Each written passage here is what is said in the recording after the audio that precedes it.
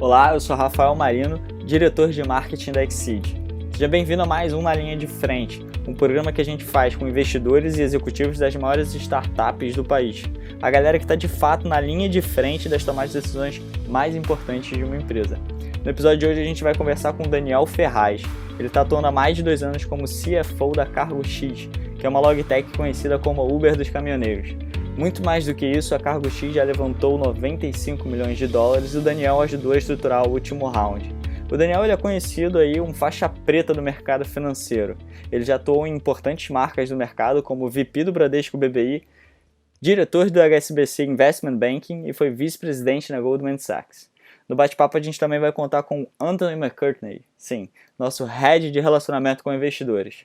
Então bora lá, aproveita esse episódio. Cara, muito agradecer aí pela sua participação. Eu sei que seu tempo agora é super valioso em meio a essa crise que está acontecendo, né? O setor de caminhoneiros estão sendo super impactados nesse sentido, são os nossos heróis agora nesse momento, né? O pessoal que está fazendo toda a distribuição da cadeia, levando os suprimentos, os produtos para os supermercados para poder fazer o abastecimento. Então, muito obrigado aí pela participação no nosso programa. Eu sou o Rafael Marino, é um prazer te conhecer pessoalmente. Eu sou o CMO aqui da Exceed. Aqui com a gente o Anthony McCartney, que é o nosso head de... apresentar. Se apresenta aí, Anthony. E head da área de relações com investidores. Tá? E até, Daniel, bacana. Obrigado aí pelo seu tempo. Esse momento tão conturbado, ter você com a gente é um prazer, tá? Obrigado a vocês, é um prazer estar aqui. É muito bacana aí a plataforma de vocês. Eu estava dando uma olhada. Acho que que a gente não pode falar no momento atual, né? Que é um momento muito, quer dizer, único, não só no Brasil, mas no mundo. Mas antes dessa crise, né? A gente estava vendo um mercado de startups florescendo de maneira muito rápida no Brasil, né? E eu acho que falta um pouco, e acho que a gente pode falar um pouco sobre isso, mas falta um pouco essa conexão entre essas empresas pequenas, né, as seed companies, né, as que estão bem em early stage, com pessoas que têm interesse em investir, né, enfim, que vai desde o investidor anjo até empresas, né, um pouco venture capitals, não? Então, acho que no Brasil falta um pouco essa conexão e essa plataforma entende que pode ajudar a fazer isso, né? Então, é um prazer estar aqui com vocês. Prazerzaço, cara. Baita prazer ter você aqui. Vou apresentar você aí um pouquinho para a galera. Depois você pode, obviamente, falar um pouquinho sobre você. A gente está aqui com Daniel Ferraz, né, que é o CFO da CargoX. A CargoX ela é uma logtech que foi fundada em 2013 com o objetivo de tornar as transportadoras mais eficientes, né? Pelo que eu pude ver antes, o caminhoneiro ele ficava cerca de 40%, 60% do tempo vazio, né? Por essa falta de eficiência.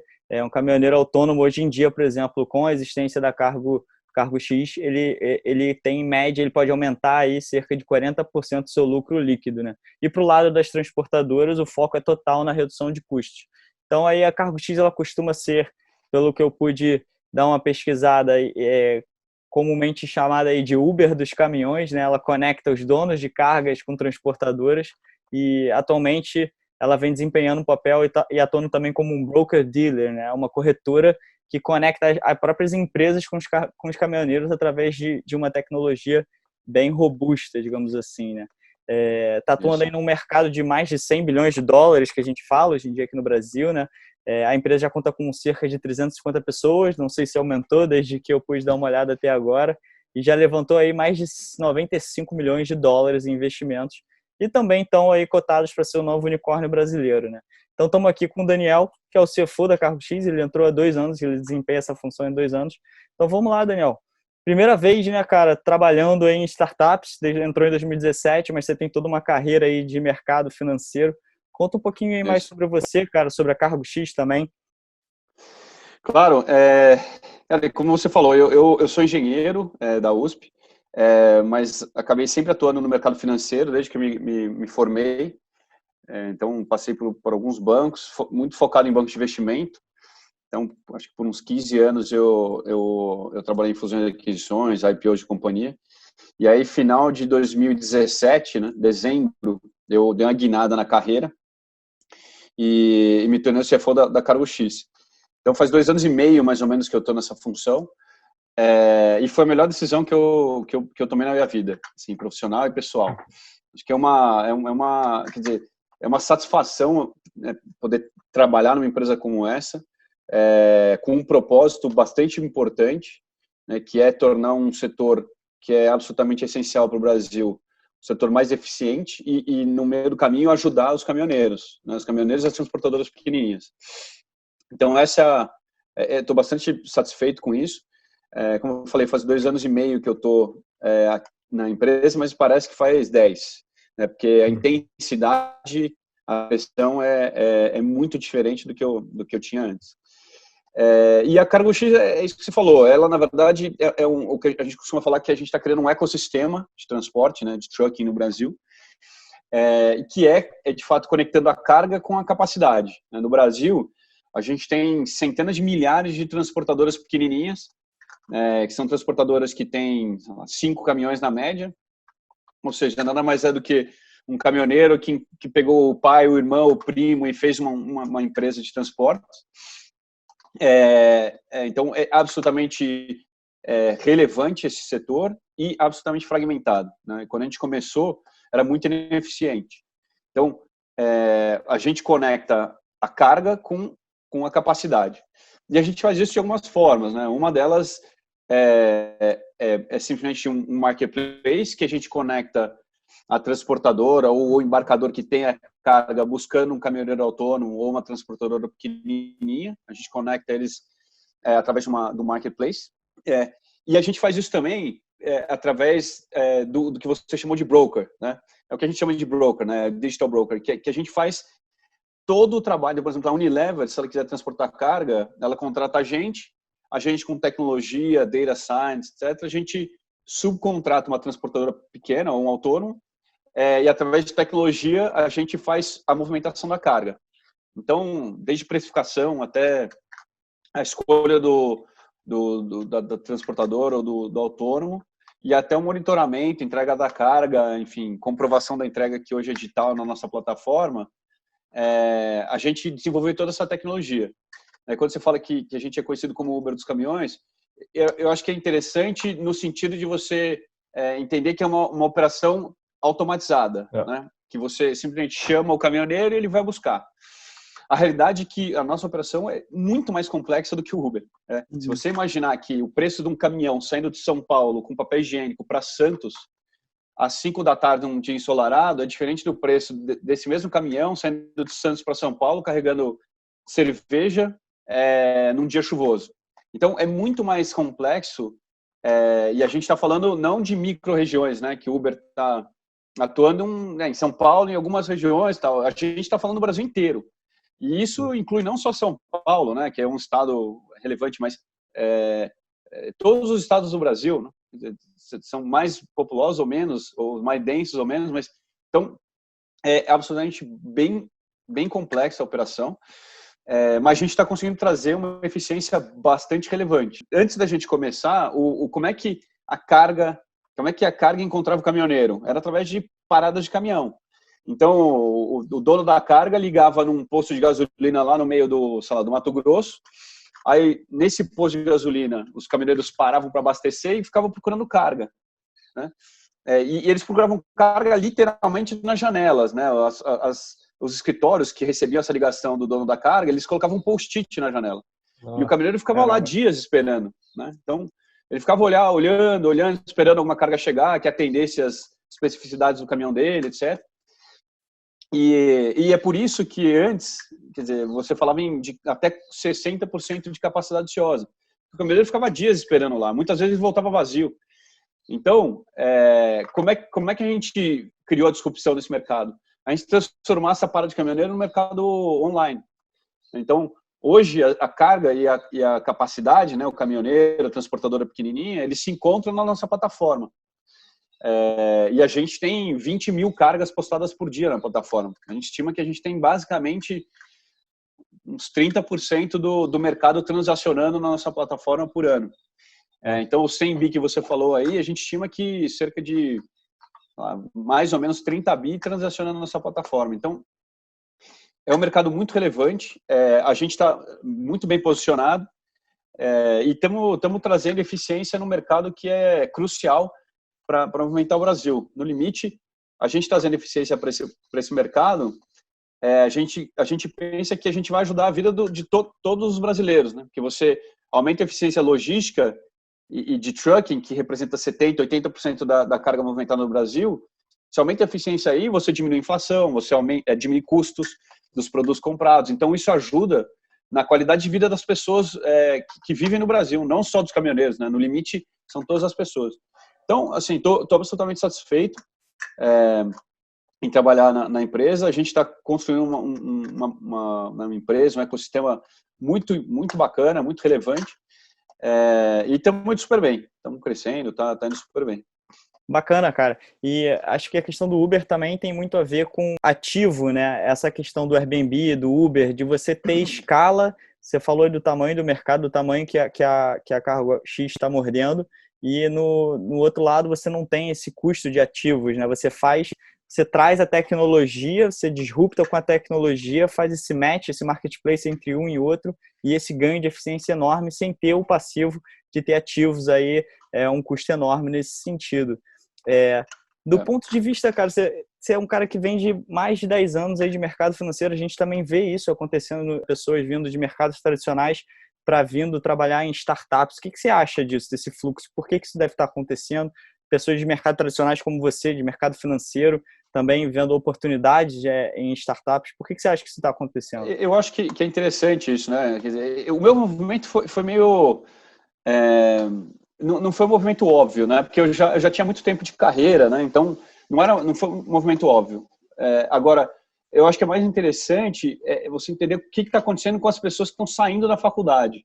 Ou os caras estão indo para o MBA. Né? Eu fiz MBA em Nova York e eu percebia lá que já existia um movimento de foco mais em startups, né? E o mercado, e os Estados Unidos, né? O mercado absolutamente empreendedor. Então eu já estava vendo um movimento ali. E recentemente eu comecei a ver isso no Brasil, que as pessoas que estão saindo da faculdade, ou até do MBA e tal, eles estão fazendo esse movimento. E isso é muito importante para o Brasil. Né? Obviamente é muito importante para o mercado de startups, porque você traz qualidade de obra, né? de cabeças, né? de talentos que, no final das contas, as startups são feitas de talentos, né? Assim, no começo, você não tem, né? Assim, a ideia que você tem vai mudar, né? Eu tenho certeza, né? A tecnologia você vai desenvolver, mas você precisa de talento. Então, esse movimento que você mencionou é muito relevante. Assim, eu acho que está acontecendo. Eu acho que aqui no Brasil é crucial que isso aconteça, e a gente tem visto cada vez mais. E a gente, do nosso lado, a Cargo X, a gente está conseguindo contratar muita gente boa. Se antes as startups penavam para contratar gente boa, então que as pessoas iam para bancos ou para consultorias, enfim, agora a gente está vendo um desejo de você ir trabalhar no startup. Isso ajuda muito o nosso trabalho. Só nesse ponto, eu acho que o que contribui muito para isso é o que você falou um pouquinho no começo, que é o ecossistema que vinha caminhando muito bem, né, até essa crise, florescer cada vez mais no Brasil, né? Então, através de mais investimento, através de uma cadeia, né, de investimento mais consolidada, com mais players, desde a incubadora até o VC, o Private Equity. Isso vem aumentando muito nos últimos anos no Brasil e, com isso, possibilitando que muitas empresas cresçam e consigam ter uma mão de obra mais qualificada, né? Atrair mais gente que antes ia para os mercados tradicionais, né? Sem dúvida, assim, é exatamente isso. Eu acho que é meio que é interessante você pensar até como é que surgiu o Vale do Silício, por exemplo, né? Quer dizer, começou porque uma empresa deu certo, aí atraiu mais gente, aí atraiu venture capital, aí veio mais empresa. Então, é o self-fulfilling prophecy. Isso está acontecendo aqui no Brasil. Né? Obviamente, as minhas críticas que eu tenho aqui é que falta liquidez, né? Quer dizer, falta liquidez no Brasil. Na semana dos Estados Unidos, os caras têm muita liquidez. Não só de equity, mas também de dívida, né? A dívida, os caras, o custo de dívida é muito mais baixo do que aqui. Os caras, de fato, acessível. Aqui no Brasil não é. Mesmo com a Selic onde está, você vê ainda gastos, né? Os custos de dívida ainda são muito altos. E quando as empresas têm acesso, né? A primeira pergunta, eu quando entrei na empresa, eu falei, pô, a gente precisa melhorar um pouco a estrutura de capital da empresa. Aí eu fui falar com os bancos. A primeira pergunta que eles faziam é assim, mas qual que é o seu lucro? Assim, começou errado, né? Não é, eles não têm esse preparo. O mindset também, né? O mindset de que é uma longo startup, prazo, né? Não. Isso, assim, eu quero falar assim, qual que é o seu EBITDA? Eu falei assim, não, tá errado, não é. Então, existe um movimento de diminuição de custo e aumento de produtos disponíveis para liquidez. Então, assim, eu acho que está tendo esse movimento, ainda não estamos lá, mas pelo menos a tendência é positiva. É difícil você falar num momento de crise aguda, né, como a gente nunca viveu antes, mas ignorando um pouco esse período anormal, né, a gente, e vai continuar depois, eu não tenho dúvida que vai continuar, né? Vai continuar. Então, assim, eu estou vendo que o ambiente de startups já é diferente no Brasil e vai continuar melhorando. Agora eu fico imaginando o seguinte, o choque da cultura, né? A pessoa sai, né, de um mercado tradicional, entra numa startup que normalmente tem uma cultura muito diferente, e até no caso da própria Cargo X, eu fico imaginando que vocês devem ter uma galera super ligada aos caminhoneiros, uma galera mais ligada a resultados, métricas, né? E você, obviamente, vocês também fazem uma disrupção de tecnologia, que vocês devem ter uma galera super focada em tecnologia, de fato, em ter um ambiente bacana, em ter perks, por exemplo. E aí eu acho que a gente começa a falar um pouquinho sobre disrupção, que não precisa ser necessariamente somente tecnologia, né? Também tem a questão da disrupção cultural. Como é que vocês conseguiram fazer essa simbiose aí entre a galera, caminhoneiro, mão na massa, métrica, resultados, não sei o quê, e a galera mais tecnologia? Assim, de fato, você tem na empresa dois tipos assim, estou simplificando, mas dois tipos de pessoa. Um, de fato, que é o cara de tech, que é isso que você falou, e outro que é o cara que, tem que, né, ajudar a buscar cliente, carga, um cara focado em resultados. Então, essa construção de cultura não é simples, né? Não é um negócio que é ongoing, quer dizer, você sempre está buscando melhorar, se adaptar, tal. Mas aqui a gente sempre tentou criar uma integração dessas duas visões, porque uma é importante, obviamente, uma é importante para a outra. O cara de tecnologia, se ele não conversar com o cara né, que está lá falando caminhoneiro, ele não vai conseguir criar a tecnologia correta. E o cara que está lá, né, buscando clientes ou transportadoras, etc., se ele não usar a tecnologia, vai ficar um negócio que também não vai funcionar. Você não cria disrupção no mercado da porta para fora. Então, a gente sempre tentou integrar muito isso. E assim, a cultura é criada, né, do fundador, né, para baixo, né? Então, é um exemplo também. Se você vira o Federico, sabe, ajudando as equipes, tanto tecnologia quanto a de vendas, a comercial, operações, usando a tecnologia, falando, tá, integrando, naturalmente que isso vai ser permeado pela empresa inteira. Então, assim, não é simples, em nenhum lugar criar uma cultura é simples, toma tempo, mas a gente está conseguindo. Acho que a gente está conseguindo criar você falou bem, né, uma disrupção da porta para dentro também, né, que é uma disrupção de cultura, de como integrar, desenvolver. Para a galera que também está na linha de frente, que também tem suas startups, que também estão lutando para criar essa cultura, né, eu particularmente acho que, de fato, a cultura é talvez a coisa mais importante numa empresa, que faz a empresa perdurar aí por tanto tempo, ter uma cultura sólida, forte. Você teria casos ou exemplos na Cargo X de como fazer essa integração? A gente tem nosso encontro semanal, que participa todo mundo. A gente tem nosso encontro mensal, que é um encontro mais longo, então a gente, né, também tem bastante comunicação e aí participam todo mundo. A gente tem comunicação por e-mail do que a tecnologia está desenvolvendo para o pessoal de operações e vice-versa. Eu acho que se a gente pode olhar o copo meio cheio dessa crise, é que eu acho que as pessoas estão ficando mais unidas na companhia, né? Então, por exemplo, né, uma das nossas grandes preocupações, obviamente, a principal preocupação nesse momento é a saúde de todo mundo, né? Mas não só a saúde física, né? A saúde mental. Você imagina, a gente está há 3 semanas confinados. Então, a gente tem pensado muito em como manter a pessoa com a sanidade no lugar. Então, por exemplo, uma das coisas que a gente está fazendo, a gente teve agora, foi uma sessão de mindfulness que foi guiada por uma pessoa do nosso time de tecnologia. Bacana, e foi, legal. né, a empresa inteira participou. Então, esse tipo de conexão, pensando de novo o lado positivo dessa crise, vai sair muito mais forte, né, do que entrou.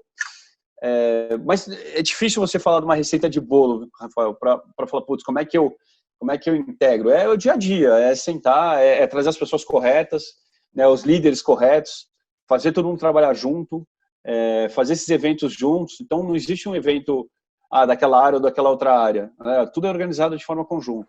E comunicação, muita comunicação, exemplo dos líderes, acho que, né, é o principal. E assim, Daniel, até a gente aqui na Exceed agiu muito rápido, né? E a gente conseguiu rapidamente colocar todo mundo de home office e a gente teve que estruturar toda a infra no final de semana, né? Imagino que vocês também devem ter corrido para fazer isso, porque é aquilo, né? Da noite para o dia, a empresa toda não pode mais sair de casa. Então, por mais que você tenha um plano de contingência, ele nunca é pensado para o caos que foi, né? E o que a gente começou a perceber já é que a gente está trabalhando mais horas, as pessoas estão mais online, estão com mais garra, estão com mais determinação. É muito do que você falou. Eu acho que quando a gente passa por momentos difíceis, é muito mais fácil você conseguir ter uma empatia e as pessoas se unirem mais para ultrapassar isso do que quando está tudo indo muito bem. Então, a gente também acha que depois disso, quando tudo passar, a gente vai criar uma resiliência no time muito boa e também uma união também muito boa, porque em momentos difíceis que você fica mais próximo mesmo. Aproveitando a pauta na linha de frente, que de fato, né, são situações difíceis que a gente está acostumado a lidar. Tem até um livro que eu amo, que está sempre na minha cabeceira, que é do Ben Horowitz, O Lado Difícil das Coisas Difíceis, que ele exemplifica muito o que fazer nesse momento. E puxando a pauta com a crise que a gente está vivendo. Daniel, são 80 a 85% de toda a carga movimentada no Brasil é feita pelos caminhões. São mais de 2 milhões de caminhoneiros rodando no país.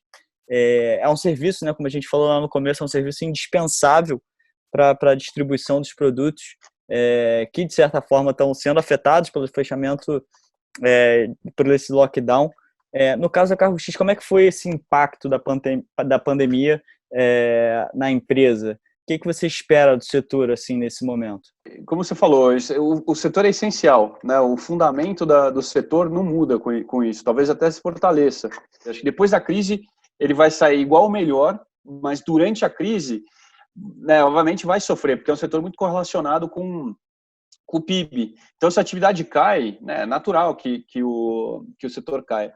Só que ele vai voltar muito rápido, né? Porque quando a gente começar a voltar à normalidade, vai ter um pico muito rápido. Então, a gente acha que nas próximas semanas vai ser meio dolorido, principalmente do broker, né? Mas, assim, a gente não está vendo grandes quedas de receita, mas vai cair um pouco.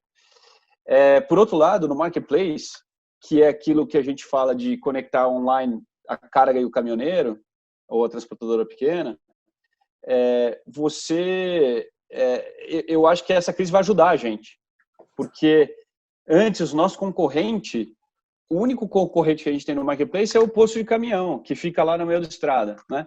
E esse posto está fechado hoje. Então o caminhoneiro está indo na nossa plataforma buscar carga. Então uma das nossas dificuldades que a gente tinha antes era como educar esse caminhoneiro, essa transportadora pequena a usar a nossa plataforma. Isso está acontecendo agora de forma natural, né? Quer dizer, eles estão tendo que buscar carga e estão vindo na nossa plataforma. Então, nesse sentido, para a gente vai ser bom, né? Acho que vai tornar a nossa plataforma mais visível e eu acho que a consequência disso para o setor é que vai tornar o setor mais eficiente. E para o setor como um todo, o que você está prevendo aí? Qual a sua opinião para o setor como um todo de startups? Como é que você acha que isso vai afetar? Eu acho que é difícil dizer, né? Porque depende muito. Um dos grandes ensinamentos que eu estou tendo agora e que eu lia muito na teoria, mas na prática, é que você tem que se preparar para o pior, né? A gente se preparou para o pior, né? Como vocês falaram, rapidamente a gente colocou todo mundo em casa. A gente já está 3 semanas em casa, então foi antes até de fechar tudo. Então a gente colocou muito rápido, a gente se preparou muito rápido para o pior. E a gente está muito focado em manter a liquidez. E eu acho que esse é um grande problema das startups, né? Quem tiver liquidez e tiver resiliência, né, calma, cabeça no lugar, vai se dar bem. Quem não tiver liquidez, assim, vai ser muito difícil sobreviver, né?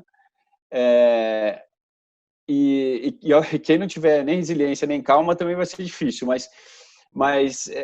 e aí eu estou falando de forma genérica. Obviamente, você tem as indústrias que vão sofrer bastante, né? Você imagina, sei lá, alguma startup no setor de entretenimento vai penar. Se não tiver liquidez para passar alguns meses com receita quase zero, vai ter um problema. Agora é a hora de todas as startups estarem muito focadas em liquidez, assim, em cortar o máximo de despesa possível. Obviamente tem que pensar nas pessoas, né? Então tentar manter o máximo de emprego possível, mas no final das contas tem que ter a sobriedade de falar, olha, eu prefiro manter 100 empregos do que tentar, né, sobreviver com 150 e morrer lá na frente, e aí mata todo mundo, né? Então tem que ter muito sangue frio, segurar o máximo de despesa e ir tomando a decisão a cada mês, né? Vamos, putz, a crise passou, beleza, volta, né? A crise ainda não passou, então segura mais. Então tem que ter muito sangue frio e muito foco na liquidez. Isso que você falou é muito importante. Bacana. A gente até, né, Anthony, a gente conversa com muita empresa nesse ecossistema e a gente vê, isso também sai de cartas de fundos, né, de dicas e conselhos, e a gente vê muito fundadores, CEOs, que ficam postergando isso, que ficam achando que vai melhorar, que, cara, calma, vamos esperar um pouquinho mais. E eu acho que esse time frame aí de indecisão, de demora, é justamente o time frame que pode fazer a super diferença para você conseguir chegar no final do túnel, superar essa turbulência que está vindo. Isso eu acho que é um conselho muito bacana que você está dando para o pessoal, do tipo, cara, preste atenção agora, você precisa tomar decisões agora. Eu não digo nem mês a mês, eu digo dia a dia, do jeito que a gente não sabe o que está acontecendo no dia seguinte. Olha no dia a dia, porque isso aí vai fazer uma baita diferença lá na frente. Né? Eu vou te falar, quem esperou para tomar decisão agora já está com problema. Né? Já tinha que ter tomado decisão há 2 semanas, ou 3. Foi o que a gente fez. A gente tomou uma decisão muito rápido e, de novo, preparamos para o pior. Ele falou assim, vamos assumir que vai ser o pior de tudo. E a gente se preparou para isso. Se for melhor, ótimo, a gente vai reajustando. Mas a gente se preparou para o pior e essa é a sugestão que eu dou. Agora, essa decisão assim, já tinha que ter sido tomada. Eu acho que já estamos no momento, dependendo da indústria, da empresa, já está tarde. Eu vi que também a Cargo X, agora falando de novo aí um pouquinho só sobre a crise, o meu último ponto que eu fiquei com isso na cabeça foi que ela levantou um fundo aí de 30 milhões de reais, né, que vocês criaram para ajudar a combater a pandemia, cara. Já conta um pouquinho pra gente aí sobre essa iniciativa que me pareceu ser super incrível, assim, que vocês estão fazendo. E o porquê que vocês fizeram isso. A gente está fazendo diversos esforços, né, para ajudar as transportadoras e os caminhoneiros, né.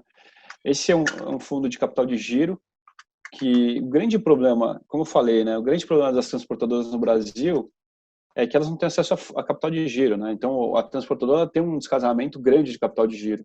Ela paga o caminhoneiro ou o empregado dela na cabeça, ela recebe do cliente em 30, 60, 90, 120 dias depois. Então, esse descasamento é um uso de dinheiro relevante.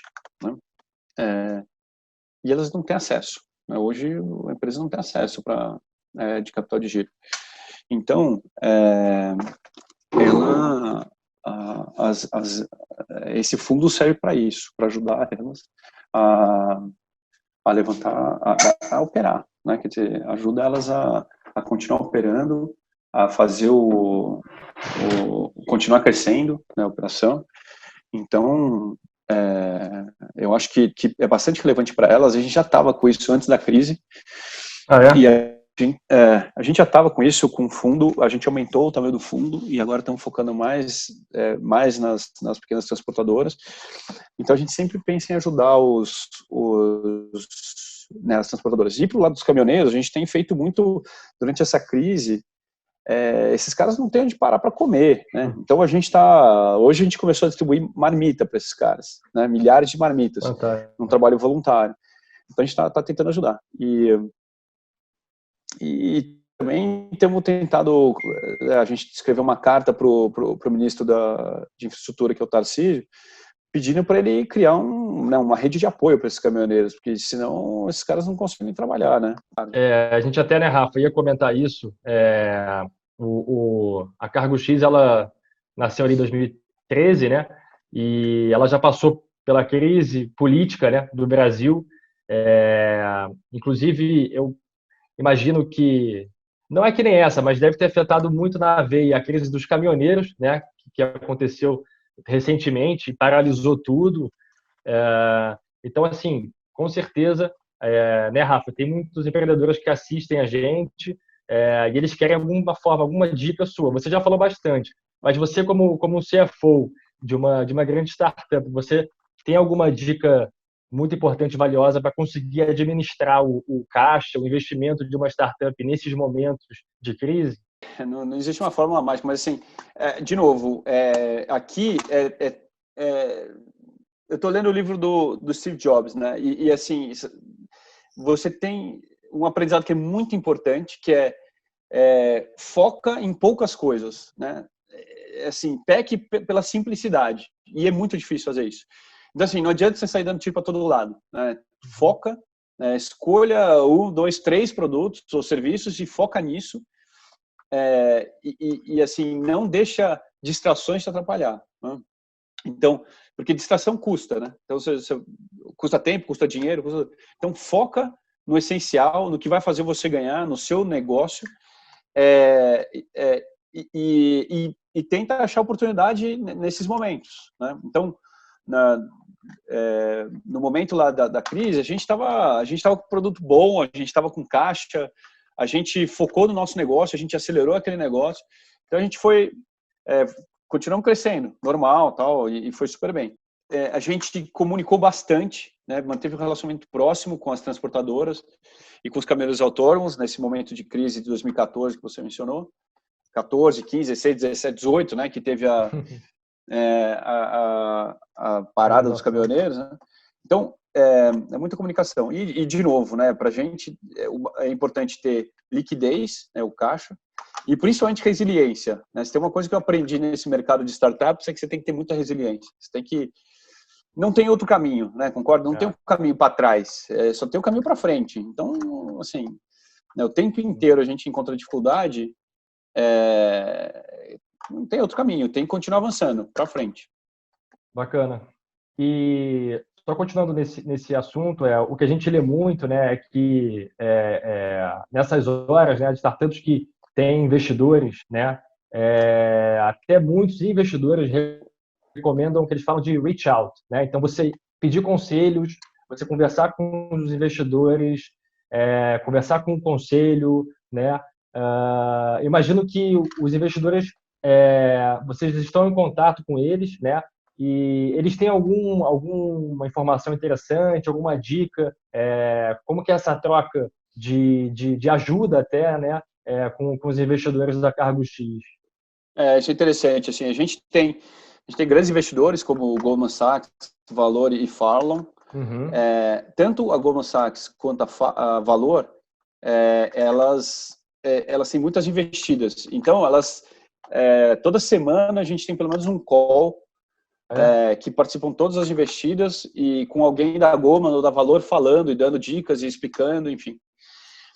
Então, isso ajuda bastante, né? Você ter um apoio ali. A Farallon, que é um investidor nosso, é muito próximo da gente, ajuda bastante a gente no dia a dia, não só no momento da crise, mas ajuda muito a gente a pensar, enfim, em tomar as decisões. E aí você tem outros, não só investidores, mas os board members aqui, que tem o Oscar Salazar, que é um dos fundadores da Uber, o Paulo Veras, que foi o fundador da 99.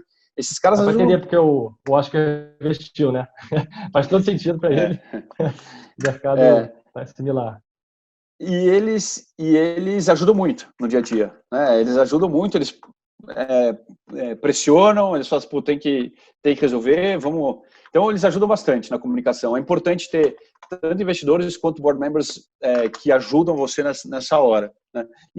Ninguém estava preparado para uma crise como essa, né, no mundo. O pessoal viveu lá 2008, né, aquelas coisas, 2001 e tal, mas assim, eu estou achando que ninguém viveu isso que a gente está vivendo hoje. Então, ninguém está preparado exatamente para isso, mas, obviamente, quanto mais cabeças interessadas e inteligentes ajudar, melhor, né? Melhor para a gente avançar. Daniel, você tocou agora num ponto importantíssimo, um dos pontos cernes aqui do nosso papo, que é a busca, que é o investimento, né? Isso muitas vezes é de fato um assunto da linha de frente dos fundadores, da liderança. É um assunto super complicado para o cara que está começando, né? A busca pelo investimento é muito difícil, existe muito namoro, existe muito bater perna, existe muito tomar não. E aí acho que entra também o ponto da resiliência que você fala, de escutar um não ali, não baixar a cabeça e continuar. E às vezes um não pode virar um sim numa outra rodada. Conta aí um pouquinho, cara, sobre essa busca de investimento.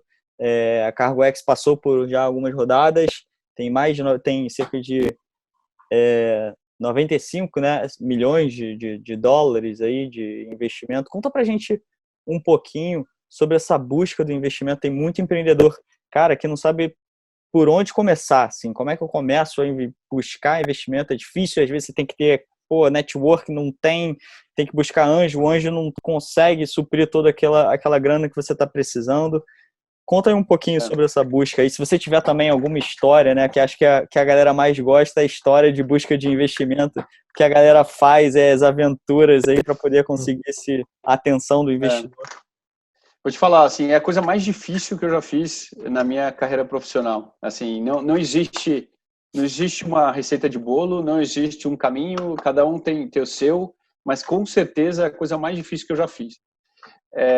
A dica que eu dou é dinheiro nunca está em excesso. Então, assim, sempre esteja fazendo alguma rodada, sempre esteja conversando com o investidor, sempre. Mesmo que você não precise de dinheiro, busque contato, relacionamento com esses caras. Assim, eu li um livro, eu não sei se vocês leram, mas que vale a pena vocês lerem, chama Blitzscaling. Sim.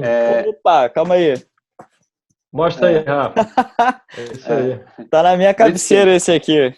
Eu tenho esse livro também, mas também tá esse livro todo mundo fala muito livro bem, do Reid Hoffman, né?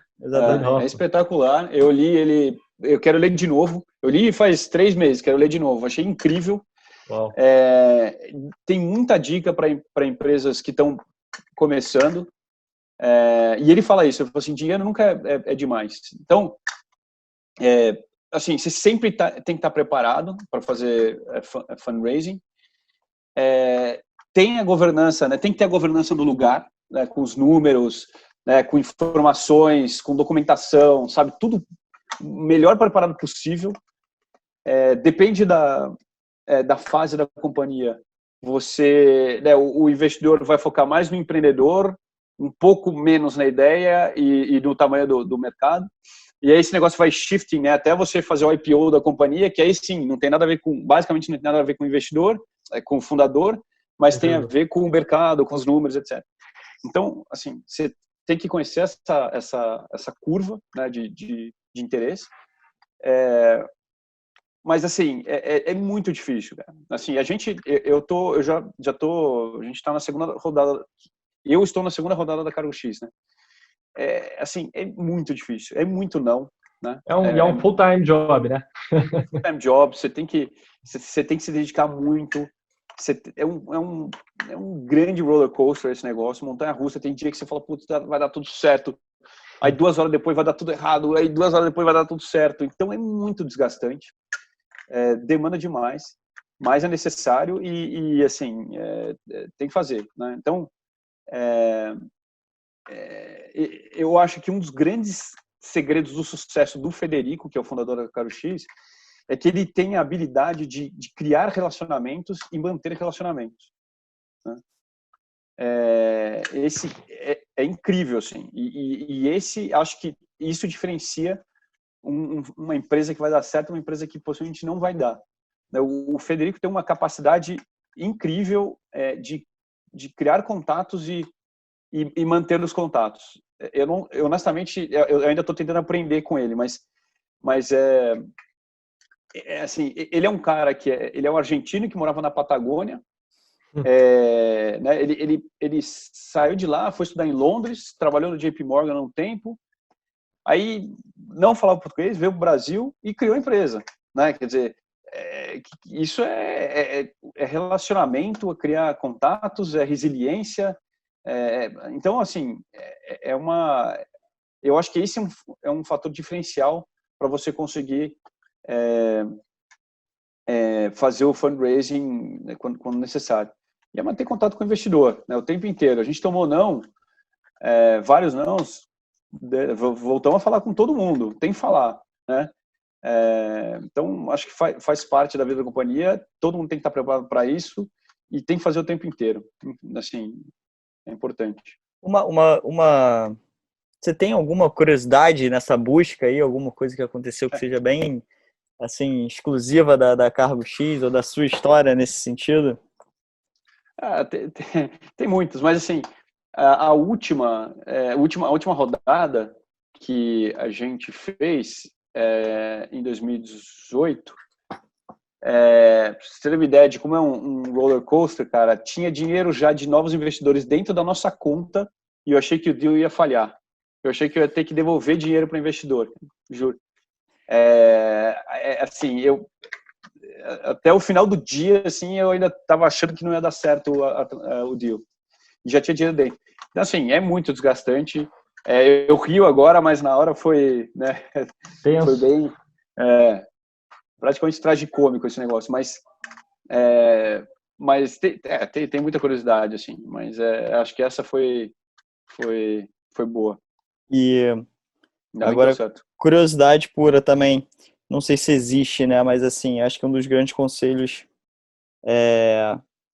que o pessoal dá é você olhar muito para o seu caixa, para o seu runway.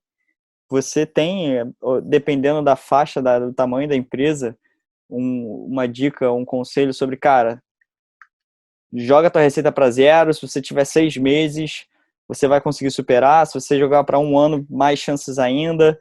Existe alguma receita para, tipo, cara, começa a buscar investimento quando você vê teu fluxo ali já zerado em 6 meses, você já não tendo mais grana, porque a gente vê, né, que tem empreendedores que às vezes estão uma semana, meu Deus, vai acabar, e conseguem um investimento. Você tem alguma receita para isso? Tem algum conselho? Eu acho que se eu tenho um conselho se puder fazer isso, eu acho ótimo. Você fala, putz, se eu tiver 0 de receita, eu vou ter 6 meses. A realidade é que isso não existe, né? Quer dizer, a startup tem dinheiro muito limitado, né? Não existe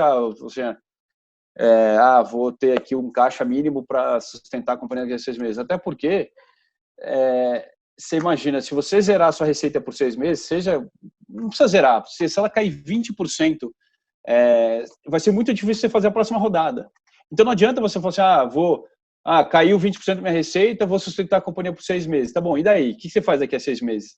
Você não tem funding, né, daqui a 6 meses. Diferente de uma empresa grande que tem um monte de caixa, que tem vários produtos, que tem acesso a linhas de crédito e tal. Então, para startup, eu acho que assim, eu acho que você tem que ter, o ideal seria você falar assim, putz, no meu crescimento atual, eu vou ter uns 12 meses de runway, vai. No meu crescimento atual, do jeito que eu estou gastando dinheiro, queimando caixa, né? Então eu vou ter mais ou menos, de 9 a 12 meses. Então, quando bater nesses 9 meses por aí é o momento de você começar a buscar um novo funding. Né? Como eu falei, é um trabalho contínuo, mas nesse momento, quando você chega e fala assim, eu tenho mais 9 meses de caixa, aí é o momento de você aí acelerar o fundraise. Mas assim, eu acho que não dá para passar de 9 meses, né? Porque daí uma rodada geralmente demora 6 meses, de 4 a 6 meses, mas você não vai esperar, né, 6 meses para você começar a fazer rodada, porque às vezes demora mais. Então, minha sugestão é essa. Olha ali, né, mais ou menos no seu burn, né, e você falou assim, putz, quando tiver faltando de 12 a 9 meses para terminar o caixa, aí eu começo a fazer um fundraising bem focado. E você tem que ter mecanismos para você diminuir o seu burn, né? Se for necessário, você diminui o seu burn, aí você aumenta um pouco o seu oxigênio aí, né? A compra de oxigênio, né? Daniel, agora uma pergunta. A gente percebe, né, que muitos executivos, empreendedores e até, né, os C-levels de startups, eles acabam eventualmente investindo em startups também, né? A gente percebe isso aí, é uma coisa bem comum. Eu não sei se você investe em startups, né, na física. Se você investe, o que você pensa sobre esse investimento? Olha, é assim, a única startup que eu invisto é a Cargo X. Entendi. Todo dia trabalhando muito, com certeza. Não só isso, né? Eu assim, às vezes existe espaço para a gente investir, né, em ações, e aí eu invisto. Mas assim, eu honestamente não invisto em outras. Uhum. Mas eu acho bacana. Eu acho que é um negócio bem, como eu falei no começo, né? Acho que é bastante importante a gente conseguir fomentar, né, esse tipo de investimento em startups, né? De pessoas que estão envolvidas, né? Que tem esse interesse. Eu acho que é bastante importante a gente ter essa conexão aí. Te perguntar, Daniel, nesse mesmo caminho aí, você já ouviu falar sobre o Equity Crowdfunding? O que você acha desse movimento? A própria Exceed está inserida nisso daí. A gente vê que em crises existe, né, uma caída em termos de investimentos quando se fala em rodadas mais robustas. Você tomando aí, até a gente conversou com isso com o Thiago Dalvi também, quando você olha para o crescimento, para o round seed, né, que é onde a Exceed e outras plataformas atuam também, existe um crescimento meio que linear, não cai tanto assim. O que você acha desse movimento? Qual a sua opinião, cara, sobre isso? Então, como eu falei, eu acho que é super importante, né? É um dos grandes diferenciais lá como eu falei, dos Estados Unidos, é que eles têm acesso à liquidez o tempo inteiro, né? Em todas as fases da companhia. E existe muito esse tipo de investimento. Então, acho que é importante a gente fomentar isso.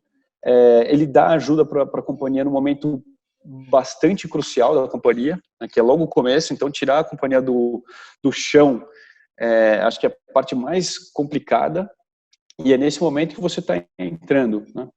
Então, eu acho que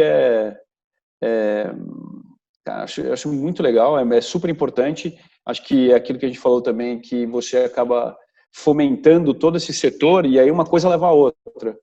Então, acho que é crucial para o setor de startups, de early stage companies, ter esse tipo de financiamento.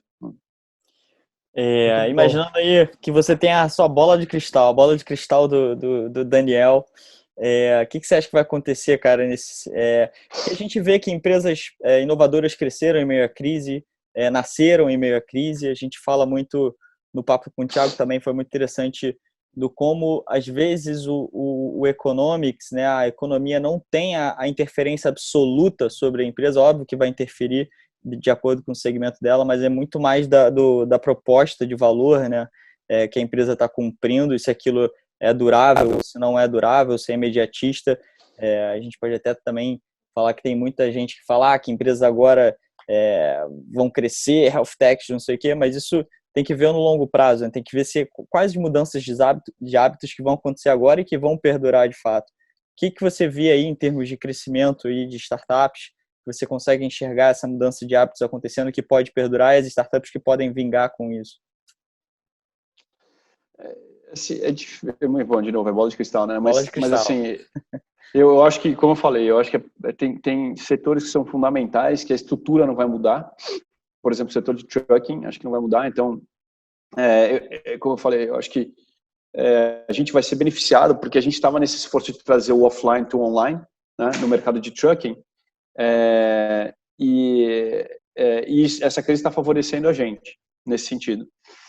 Eu acho que tudo que tiver fazendo esse movimento também de offline to online vai ser favorecido também, né? Porque as pessoas agora estão aprendendo a se comunicar por, sei lá, Hangout ou Zoom ou coisa. Então, eu acho que todos esses setores vão ser favorecidos, né? Agora, é difícil você falar assim, putz, qual que é o hábito que vai mudar? A minha percepção é que eu não consigo ver grandes mudanças de hábito, assim, putz, eu não vou mais ao cinema, eu não vou... Acho que isso não vai acontecer, né? Eu acho que plataformas, como eu falei, de educação à distância, essas plataformas de comunicação online vão ser favorecidas. Eu acho que, assim, se a startup tiver uma ideia sólida, liquidez e as pessoas corretas, eu acho que vai dar, assim, vai sofrer a gente, mas que no final das contas, quando a crise passar, eles vão estar aí. Entendi. Esse ponto que você falou, eu acho que talvez é um dos mais importantes que a gente vê. Ter as características corretas, né? Uma equipe sólida. O que você acha que é necessário que você vislumbra aí em fundadores ou executivos que estão na linha de frente? Quais as características necessárias? Não só para a crise, né? A crise agora a gente está tendo essa, que é uma crise bem atípica de todas as outras, mas daqui a pouco vai ter outra, que seja em outro segmento ou de outra natureza. Quais são as características que você acha que essas pessoas precisam ter ou adquirir para poder superar esses cíclicos aí de turbulência? Eu acho assim, eu acho que as pessoas têm que ter, primeiro, muita resiliência, como eu falei. Elas têm que ter otimismo, quer dizer, sempre, não existe isso, não, agora está tendo crise, eu vou parar, vou andar de lado, eu vou para trás. Não existe, tem que ir para frente, né? Quando você toma o 20º não no fundraising, não tem como, vou desistir do fundraising, não existe isso. Então, tem que ter resiliência, tem que ter otimismo, tem que ter integridade, né? Então, quer dizer, se você está fazendo sempre a coisa certa, as coisas vão acontecer, porque os investidores estão buscando isso também, então, acho que são as características. Você tem que ter a humildade para contratar as pessoas corretas e saber o que você não sabe fazer, né? Eu acho que se você consegue juntar pessoas com esse tipo de perfil, as ideias vão mudar eventualmente, né? Vão ser adaptadas, o mercado eventualmente vai mudar. Por exemplo, agora talvez ocorra alguma disrupção em algum setor e vai mudar. Então você precisa ter essa flexibilidade. Mas tendo as pessoas corretas, eu acho que já é um grande passo para você ter sucesso. Você comentou que o fundraising, por exemplo, foi um dos trabalhos mais difíceis aí que você já teve na sua vida. Cara, e é muito difícil porque não tem receita de bolo, não tem, é muito na experiência, é muito em bater perna, como você falou, o Federico tem essa coisa de relacionamento que também ajuda muito. Tem alguma literatura, tem algum livro que pode ajudar o empreendedor nesse sentido, a se preparar, pessoas para seguir em redes sociais que você recomenda nesse sentido? Eu acho que, assim, o que eu gosto de ler, por exemplo, são biografias, né? Por exemplo, esse livro que você tem do Walt Disney aqui, eu tenho também, li esse. E assim, você vê, esse é um cara que era um absolutamente maluco, né? Ele era um cara que era muito na frente dele. E ele, então, e ele quase quebrou, né? Ele quase, né, passou fome e tal. E o cara, então, eu acho que é interessante as pessoas que estão nesse processo de criar uma empresa, entender que aquilo não acontece só com ele, né? Aquilo não é exclusividade dele. Deu errado, não é só com você, né? Quer dizer, o Steve Jobs foi mandado embora da Apple, a Apple quase quebrou, né? Enfim, então, eu acho que você ler as biografias desses caras é interessante para você entender que um monte de empresa deu certo com um monte de problema ao longo do caminho, né? É que a gente costuma só focar no resultado, né? E não no caminho trilhado. Então, eu acho que, na minha opinião, é muito assim. Eu acho que obviamente você tem que ler todos os livros. Esse de Blitzscaling é muito, muito interessante. Tem vários livros, né, mais técnicos, mas esses que eu tenho lido aí de biografia ajudam a dar um pouco essa visão de que, putz, as coisas não são só, né, um mar de rosas, assim, não é só um oceano azul. Você tem um monte de tempestade no meio do caminho que todos esses caras que tiveram sucesso, eles passaram. Então, acho que dá um pouco de ensinamento de como esses caras lidaram com essas situações e também mostra que esses caras tiveram esses problemas e tiveram resiliência, a habilidade de passar por isso. Então, eu gosto, né? Eu gosto de biografias, assim. Então, sei lá, por exemplo, Steve Jobs é um que eu gosto, do Walt Disney acho que é incrível também. Tem vários aí. Daniel, eu queria só a última, para não estourar o tempo aqui, que eu sei que seu tempo tá aí, já tá no final. É uma coisa que eu pretendo fazer com todas as pessoas que a gente entrevista, que é te botar numa posição onde, digamos que você tem aí 30 segundos para falar com todos os empreendedores e investidores do Brasil, tá todo mundo te olhando, tá? O que você falaria tanto para o empreendedor, tanto para o investidor? Pode ser por conta da crise, pode ser sem ser a crise, mas o que você falaria para eles se eles estivessem todo mundo olhando o Daniel nesse momento? Spotlight aí em você, hein? Spotlight tá em você. Tá meio claro aqui. Assim, eu acho que é isso. Tem que ter. Eu vou falar mais nesse momento, porque é um momento que é bem complexo, mas por outro lado é um momento que vai ensinar muito, né, para as pessoas. Então, eu acho que é isso. Ter calma, ter cabeça no lugar, resiliência, sabe, tomar as decisões que tem que ser tomadas, não posterga, né, foca em tomar, né, se preparar para o pior, né, assim, a crise vai passar, né, então só tem que ter essa maturidade e consciência de que as decisões precisam ser tomadas, então tenha maturidade, tome essas decisões, e para investidor essa é a hora de ajudar, né, quer dizer, as investidas principalmente, então tem que ajudar, tem que achar solução, né, tem que apoiar com ideias, com dinheiro, com caminhos. Então esse é o momento, né? De novo, não tem outra alternativa para o investidor, né? Porque se a investida quebrar, ele perdeu dinheiro. Então essa é a hora de dar um apoio maior. E para aquelas empresas, né, para os investidores que estão pensando em investir em novas empresas, agora pode ser uma baita oportunidade, né? Quer dizer, você, de novo, se o fundamento é importante, se o empreendedor é o empreendedor correto, é uma baita oportunidade de investimento, né? Você entrar eventualmente num valuation menor, o seu upside vai ser muito maior, porque de novo, a crise vai passar. Então, assim, eu acho que é isso. Esse momento vai ser uma oportunidade para todo mundo. Então, é isso. É foco, resiliência e vamos para frente. Não tem outro caminho, né? Fechado. Isso aí. Vamos para frente. Eu tenho escutado muito que caiu um meteoro, né? E a gente agora tem que construir uma ponte para passar por esse buraco gigantesco. E quando a gente conseguir passar, a gente vai passar muito mais forte e cheio de oportunidades, né? Então, é um período. A gente sabe que isso é passageiro e depois disso, acho que quem tiver ainda firme aí vai colher muitos frutos. Então, estamos todos no mesmo barco, né? Concordo. Daniel, tem alguma coisa que você queira compartilhar mais, cara? Algum tema livre, alguma... Não. Eu queria agradecer, eu acho que assim, esse tipo de business que vocês estão fazendo, como eu falei, eu acho que é crucial para o Brasil.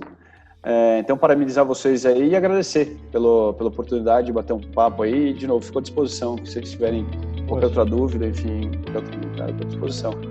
Fechado. Daniel, de novo, baita prazer. Muito obrigado pela sua participação. Tá? Valeu, pessoal. E vamos nessa. Como você falou, eu agradeço. Vamos para frente. Fechado? Grande abraço, cara. Abraço, tchau. Muito obrigado mesmo. Tchau. Valeu. Muito obrigado por assistir mais um Na Linha de Frente. Espero que vocês tenham gostado do papo. O Daniel é um cara faixa preta aí do mercado financeiro, sabe muito e ajudou bastante com dicas sobre fluxo de caixa, como se estruturar para um próximo investimento. Então, por favor, não esquece de deixar seu comentário aqui embaixo, suas opiniões, principalmente suas críticas. E segue a gente lá no YouTube e fica ligado no próximo episódio.